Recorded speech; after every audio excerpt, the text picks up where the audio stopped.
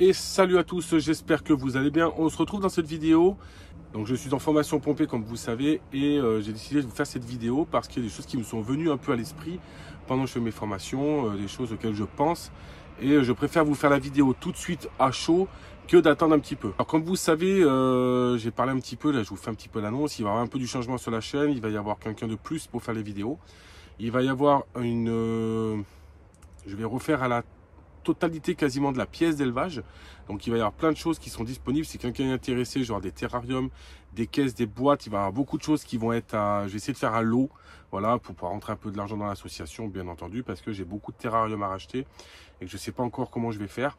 Je suis pas quelqu'un qui demande des cagnottes ou des trucs comme ça. Donc si les personnes ont envie de faire des dons PayPal pour pouvoir accéder à la chaîne, je les accepte avec plaisir. Je les mettrai donc de côté, je mettrai toutes les preuves comme quoi tout l'argent récolté sera racheté dans la pièce d'élevage, comme vous le savez. Tout simplement pour pouvoir justement repartir sur certains types de formations, entre guillemets, formation prévention, formation découverte, stage découverte et stage CDC, oui et non. Je reviendrai un peu plus tard dessus. Pour ce qui est certificat de capacité, beaucoup de personnes m'écrivent, je ne peux pas répondre à tout le monde.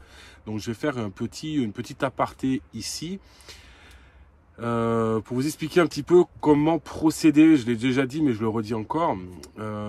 C'est pas compliqué d'avoir un certificat de capacité. Il suffit d'être motivé. Il suffit de faire un minimum de stages, donc de stages et de formation. Il n'y a pas besoin de faire 2000 heures, c'est pas vrai. Après, selon ce que vous demandez, forcément, il faut aller chez certaines personnes plus que d'autres. Je connais plusieurs personnes qui font de la formation, donc je peux vous diriger vers ces personnes-là aussi, qui vous suffira pour à pouvoir constituer votre dossier avec des bons appuis. La constitution d'un dossier se fait sur plus ou moins 6 mois à 2 ans, selon les personnes, selon comment on connaît l'outil Internet, l'outil informatique et aussi la rapidité d'exécution qu'on aura à pouvoir monter son dossier.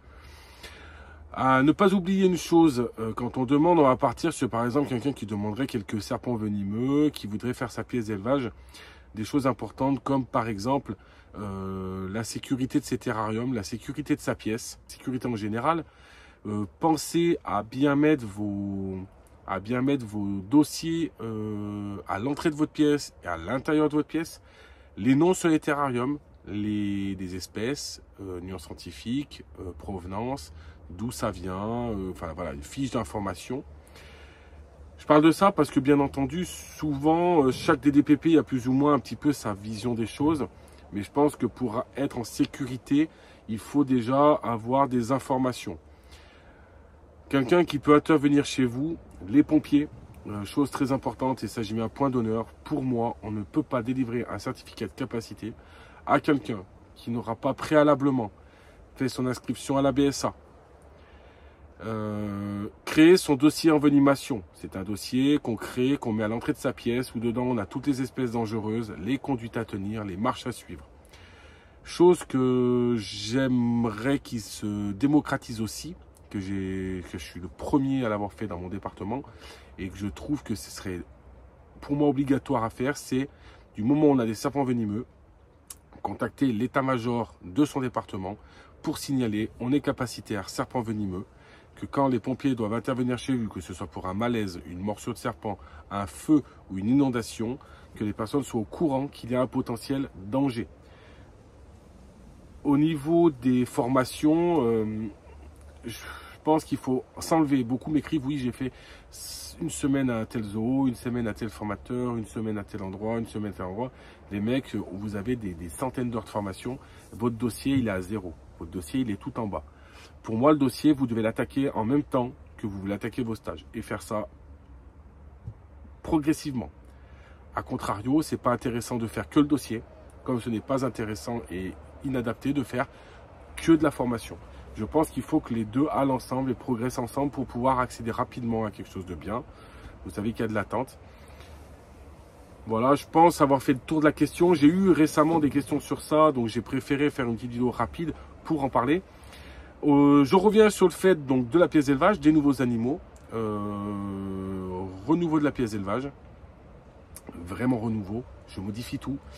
des nouvelles espèces et bien entendu extension, donc certificat de capacité. Bon, ça vous en foutez, vous n'avez pas besoin de savoir ce que je vais faire, ça vous changera rien dans votre vie. Donc voilà, c'est des petites choses qui sont intéressantes pour moi, je trouve, à faire. Donc n'hésitez pas, pour ceux qui ont envie, je sais que certains l'ont déjà fait.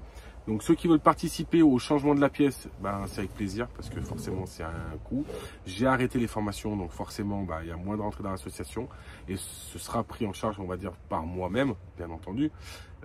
Mais c'est pour me permettre aussi de pouvoir faire de nouvelles vidéos, de pouvoir voilà, continuer la chaîne, pouvoir remettre en place les stages et les formations diverses que je pourrais vous proposer, stages découvertes, formation certificat de capacité non venimeux et formation certificat de capacité venimeux, peut-être courant 2025 voire 2026, mais ce n'est pas du tout dans le programme actuel. J'espère que cette vidéo aura pu vous servir. Je vous fais ça, comme d'habitude. Je monte la bourse de Nîmes, bien entendu. C'est un peu plus long, parce que je vais mettre un peu de musique, donc ça prend un peu plus de temps. J'espère que cette vidéo vous aura plu. Laissez un commentaire. Abonnez-vous pour ceux qui ne sont pas abonnés. C'est super important. J'aimerais bien qu'on tape avant la fin de l'année les 14 voire 15 000 abonnés. Ce serait cool.